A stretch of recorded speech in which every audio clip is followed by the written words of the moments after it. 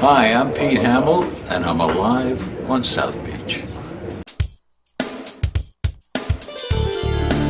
Hi, I'm Dena Stewart. And I'm Stewart. And we're alive on South Beach. A show with a little bit of this and a little bit of that. Well, the social season is now in full gear. And every Thanksgiving it starts off with the White Party. This year it was held at the brand new Perez Art Museum. I'm in charge of marketing and development with Care Resource. White Party Week is two of our big fundraisers. The first one being the AIDS Walk, which is every April, and the White Party, which is every Thanksgiving weekend. And these are our two big development fundraisers, and they're great because it really brings the community together. I mean, nothing can really get done, in a box, but so many people from chambers of commerce or sponsors, community partners have really stepped up to the plate to make this year a success. I mean, it's our 30-year anniversary. It's our Diamond Jubilee, and we have so much to be proud of. Why is it so important for the entire community to support this organization and what it does?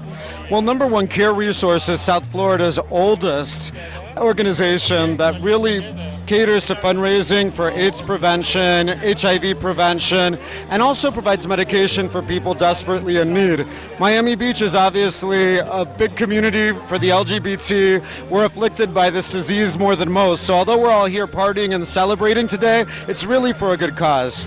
Well, what would you say to the audience if they were coming to South Beach in terms of HIV and AIDS? Have a good time, practice safe sex, protect yourself, assume that everybody may not be truthful about their HIV status. We welcome everybody to Miami Beach, but at the same time, everybody should protect themselves and have a good time. I mean, one of the things that I enjoyed during my tenure on the commission, being Miami Beach's only openly gay commissioner in our history so far that was elected, was the fact that our city is so diverse. You see so many different people in Miami Beach, and everybody feels welcome and comfortable, gay and straight, Hispanic and Anglo, Christian and Jewish. Miami Beach is like a huge melting pot where everybody blends together, and we're all here for a singular purpose, which is love, diversity, enjoying our community and enjoying our environment. If you like to read, the must-see event here in Miami is the Miami Book Fair International, where this year over 500 authors presented their books and held seminars where people in the audience could actually meet the author and ask them any question they want. Among the big celebrities at the show this year was Norman Lear of All in the Family fame, Valerie Plame, the former CIA agent, Dave Barry, who's a perennial in here every year because this is like his second home, and Ira Glass from NPR. And in addition to that, we got to meet some other authors who had really great books to talk about. And in the future episodes coming up, we will have more of their interviews because we only have room for so many. So we're going to begin, and I'd like to introduce somebody who you may already know. This is Paul Williams, and this is Tracey Jackson. Now, if you don't recognize the name, how about just an old-fashioned love song? What are some of the other songs that you've done? We've only just begun, Rainy Days and Mondays, the Love Boat theme, the Rainbow Connection, and today I'm at the Miami Book Fair because Tracey Jackson and I have written a book called Gratitude and Trust, 6 affirmations that will change your life, and the original title was the 6 affirmations, it was Gratitude and Trust. Recovery is not just for addicts, which is what everybody has something they're addicted to, everybody has something that they need to get over. We've given them an outline, a way for people to put their lives shiny side up. What are some of the affirmations that you talk about? Well, the first one is something needs to change, and it's probably me. That's the good. Second one is I don't know how to do this, but something inside me does. The third one is I will learn from my mistakes and not defend them. Well, I love the something needs to change, and it's probably me. I love the essence of that. I love the room in that probably. It allows you to look at what isn't working in your life, and you go, how much of this is my fault? Part of that may be this guy's fault over here, but he's not going to change, so what do? I have to adjust the way that I relate to the situation. Something needs to change, and it's probably me. With all of these changes, do you like the you now better than you did before? I do. Ask her. That's a good question. Oh yeah, I mean part of the incentive for this book was what recovery does for people, and I'd always had recovery envy. I didn't have a problem with addiction per se, but I've always felt that everyone should go through recovery because it just makes you a better person. It makes you a more honest person. It makes you a more responsible person. It makes you a more grateful person. A big part of this book is gratitude. A big part of this book is trust. So, you know, they're all just really wonderful attributes. If you glom onto them every day, it can't help but make you have a better life. It just works. What's in the future for Paul Williams? I'm writing a musical based on Pan's Labyrinth. I'm president and chairman of the board of ASCAP, the American Society of Composers, Authors, and Publishers, which is great, you know, but probably the most amazing gift, absolutely the most amazing gift I've ever been given in my life is my recovery. 24 years ago, when I was just a falling down drunk who was having a glass of vodka in the shower in the morning, I found a new way of living that was an amazing gift and all. And the fact is that now working with Tracey, we found a way to take those principles, take that philosophy and those principles and give it to people that are either addicted to their cell phone, people that are rumor mongers, gossips, people that keep picking the wrong guy. Hey, what about you, Tracey? What's in the future for you? For the moment, I'm pretty much in the world of gratitude and trust. Yeah, but you want to know something. It sounds like it's so worthwhile that I congratulate you, and I hope you guys take up more of your time, because we've got to change the world. And the only way to change it is by getting people to think about how to be nicer to each other as a start. This is Jonathan Rose, and he's a writer and a curator and a man that does many, many things. What did I leave out? Lawyer and teacher. As an immigration lawyer, do you think there's a place in our country for these 11 million undocumented immigrants? Well, definitely. And besides, let's say a lot of the people in Congress never meet these people. They're waiters, they're busboys, they're construction workers. If they met these people, or if their sons or daughters were engaged to them, they would think a lot differently about immigrants. These are fine people. We're not talking about criminals and terrorists here. We're talking about family people. Now let's talk about you as a writer. Who do you write for, and where can people read what you write? Well, I write for DowntownMiami.com and Cultural Bulletin. Cultural Bulletin is my publication, and it's basically what's going on in the arts. I've been doing that for 16 years. And but beyond that, I'm a poet. Well, is it because of all of these things you do that you're known as Mr. Miami? Well, it could be. Today I'm hanging out in the back room of Epicure, and anybody that's ever come to Miami Beach has been into Epicure if they want to taste really good quality gourmet food. This is Michael Love, who's a specialty chef for Epicure. You just came out with a book, and the book is the Salvage Chef Cookbook. Where'd you come up with that name, and why?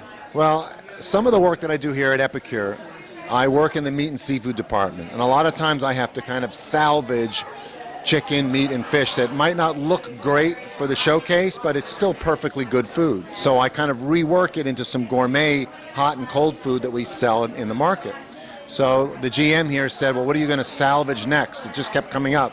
So I decided to take a cookbook that I had been working on for years and kind of repurpose and rethink all of those recipes, which is how the Salvage Chef Cookbook came about. Everything that you have in your refrigerator, you can use in one of these recipes. It's designed to have you cook using the ingredients you already have at home, because we throw away so much food. And of course, there was Art Basel, Miami. And what can I say about Art Basel, Miami that hasn't already been said, other than it was the most incredible art fair in the world? And even more exciting was the Art Center South Florida's 30th anniversary, which Stewart and I had the wonderful experience of exhibiting our work at. So this year we can say we were part of Art Basel. I'm standing in the middle of the opening of Art Basel, the 13th edition, And working my way through the crowd, looks like it's going to be the best Art Basel show that's ever been here on Miami Beach. This is Jane Woolridge, and she is the Art Basel editor. I'm the Art Basel editor at the Miami Herald. And what does that mean? Well, that means that all things that have to do with Art Basel, whether it's our Indulge magazine or whether it's our daily coverage in print and online and on our blog and on our events app, all of that is part of a team I work on. What's your impression on how this event sort of blossomed and keeps growing and keeps giving? Well, I think what's amazing is that it does keep growing. The first year it was a big deal, and you thought, oh, could it get any bigger? And even the first year we had more than a dozen tag-on fairs, satellite fairs. Now there are 24 satellite fairs. There are pop-up events all over town. All of it is spawned by this primary fair. But what's so interesting to me about the primary fair is that it continues to get bigger and bigger. And this morning we've seen probably 1,000 people in line of the top choice collectors. And this is a very limited VIP list, and they're all here. Do people come to this mainly for the art or for the art scene? Well, I'm not sure that anybody knows the real answer to that, but I do know that the people who are allowed to come in this first part of the fair have to be pretty serious collectors or very serious participants in the art world. I work with young Chinese artists in Beijing and throughout China, and I decided to dress up a little bit for an art show and become a piece of art myself. What is this place? It looks so different. This place is called Las Venas Resort Palace Hotel, and it's an installation with a sort of performance, non-performance. It's more of a space for people to come in and just let themselves go inside and be playful with themselves and with their identities, and basically let everything drop, enjoy the music. And we're doing various activities here and non-activities. In addition to the art show at the Convention Center, which is the official Art Basel show, there are 22 satellite art fairs on Miami Beach and in Miami. You've seen all the Art Basel shows over the years. Well, I have seen a lot of it, Art Basel here, also in Switzerland, and it is a complete new world. Art is the measurement of civilization. What do you think of Art Basel? I always love Art Basel. I've been coming here since the inception, and it's always a people show as much as an art show. As you can see, art is used for many purposes. Art Basel is a lot about art, but it's more about the parties. And here we are, 8:30 in the morning at the Sagamore Hotel, and the parties have already started. This is Jennifer and Al Altshuler, who have been locals down here even longer than us. And when they show up at a party, we know this is the place to be. So you're having a good time? We are indeed. It's a busy week. Very exciting. We're standing here with Sheila Elias, who is one of the best artists in Miami and has been around as long as we have. Are you having a good time? It's been a wonderful event. It's an amazing event for Miami. There's no question. So you're having a good time? Absolutely. That's all that matters. Part of Art Basel is art speak. And this particular piece of art explains what art speak is all about. It's all spelled out. This was a very quick show. We had a lot of people, a lot of events, but it went by 1, 2, 3. So we're at the end of this episode. Yeah, but we're going to have a lot more to show you as the social season unfolds, because there are so many events happening that we're going to surprise you with them as they occur. So I'm Dena Stewart. And I'm Stewart. And we're at the Cafe at Books and Books on Lincoln Road. And we're alive on South Beach. For syndicated news. You want to do it? You do it. No, you do it. Okay. For syndicatednews.net. See you next time. I'm Mitchell Kaplan, and I'm alive on South Beach.